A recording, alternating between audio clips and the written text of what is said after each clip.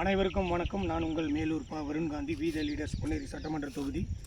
இயற்கை வளங்களை பாதுகாக்கக்கூடிய வகையில் வி த லீடர்ஸ் அமைப்பு தலைவர் அண்ணன் அண்ணாமலை அவர்களுடைய முயற்சிக்கு உறுதுணையாக சீமாபுரம் ஆற்றின் கரை 1 கிலோமீட்டர் தூரத்திற்கு 1000 பனவிதைகள் விதைப்பது எங்களுடைய முயற்சி என்கின்ற வகையில் 24ஆம் தேதி துவங்கிய இந்த பயணத்தில் 24ஆம் தேதி அன்று 250 விதைகள் விதைக்கப்பட்டது.